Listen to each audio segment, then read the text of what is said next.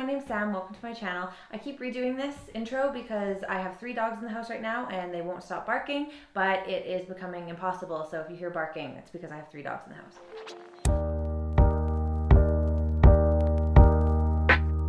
So today is July 4th. Tomorrow, July 5th, is the first day of Summerween, which is a week-long readathon hosted by Gabby Reads, which is all about just bringing the October spooky Halloween vibes into the summertime. So I basically just looked at all of the thriller and horror books that I wanted to read and I reserved them all from the library. So I have this massive stack of library books, and the readathon has a little bingo board as well that has some reading prompts, like a book with 5 or more words in the title, a book with the night sky on the cover, a book that takes place in the summer, thriller or horror book. So we're gonna go through those categories as well. And I'm just gonna quickly go through the synopses of all of them, all the potential books that I could read for Summerween. I'm hoping I'll be able to read like 4 or 5 books, but I think realistically I'll probably only be able to fit in 3.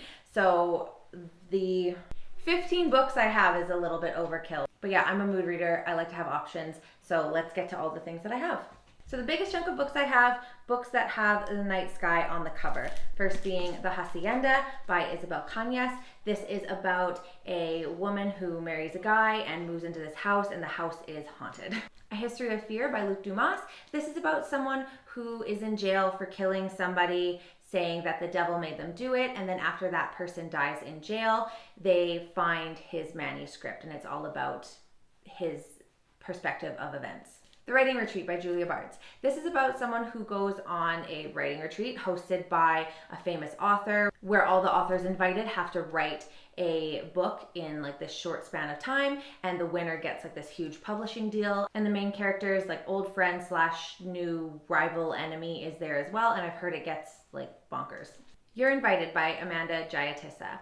This is about a woman who gets invited to her ex-best friend's wedding, and she's marrying her ex-boyfriend. And then the bride goes missing and is presumed dead, and everyone has a secret, one of those. The Last Word by Taylor Adams. Someone writes a bad review about a book, and that author starts stalking her and trying to kill her.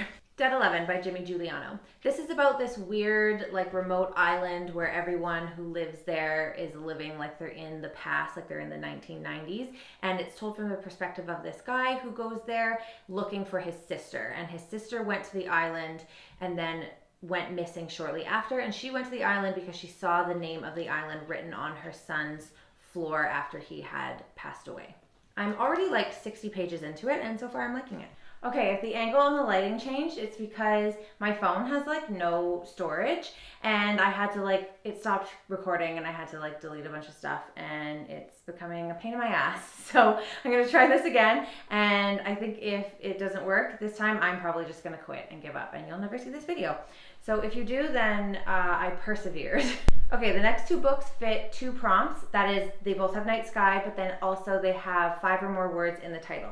The first one being It Came From the Closet by Jo Velez, and this is an anthology, and it's exactly what it sounds like, queer reflections in horror. Each short story is based off of a horror movie, and then I think like the author relates like the themes of that horror movie to life as a queer individual. The next one is The Other Side of Night by Adam Hamdy. This is similar to like Dead 11, where trying to explain it just is very convoluted, because it's about a police officer who finds a letter from this guy who has recently died, and the letter says he's trying to kill me, and then she realizes that the guy's son was being cared for by her ex-partner, and so maybe he killed him, who knows. The next 2 fit under the prompt of books set in summer, the first one being Reckless Girls by Rachel Hawkins. This one is following 4 girls who go on a summer vacation, and then someone dies, someone goes missing, and I've heard that it's really fast-paced and kind of goes crazy and is really fun.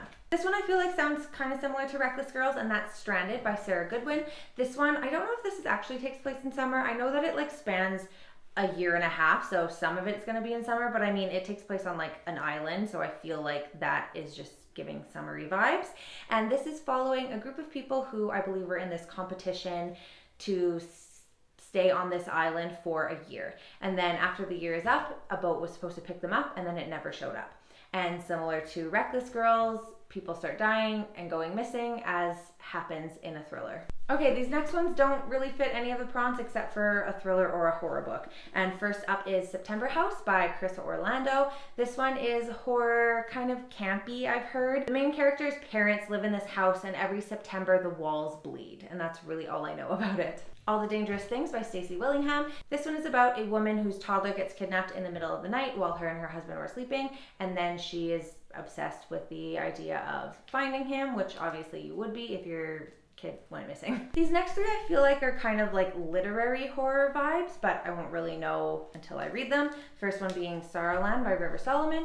This one I believe is following a woman who is pregnant with twins, and then she escapes this like cult and she gives birth to her twins in the woods, but then people are still like hunting her. Death in Her Hands by Otessa Moshbag. This is a story of obsession. This older woman finds this note that says, "Here lies the body of blah blah blah," but there is no dead body, and she slowly kind of spirals and becomes obsessed with this note that she finds. Lastly is An Education in Malice by S.T. Gibson, and honestly I don't know anything about this other than it's dark academia and it's by S.T. Gibson, who I love. I said last one, but I lied. I also have Ghost Wall by Sarah Moss. So I recently read and loved Slewfoot, and my cousin told me that if I liked Slewfoot, I'd probably like Ghost Wall. And it's a novella, it's really short, and it's about this 17-year-old girl whose father is abusive and obsessed with the like idea of living as if he's in like the Stone Ages or like the Iron Ages. And so they go out to this camp and they're all living as if they're in the Iron Ages, and then there's like ghosty, witchy sacrifice stuff that happens, and it's really short, and I figured it would be nice and quick. So those are all the things that I have. As for what I'll realistically read, I'm gonna go with Dead 11 for The Night Sky, and I'm already like 60 pages into this. Reckless Girls for the book set in summer, because I've heard this was really fast-paced.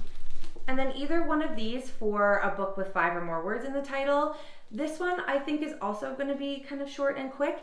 And then I thought it would be fun to, because this is an anthology, like read like 1 or 2 stories kind of every day to get through this one. And then also probably one of the shorter books, either Death in Her Hands or the ebook that I have out, Ghost Wall. So yeah, those are my ambitions. I really realistically don't think I'll be able to finish more than 3 books, but we will see. Anyways, thanks for watching. If you did, if you're participating in Summerween, let me know what you're reading down below. And yeah, happy reading.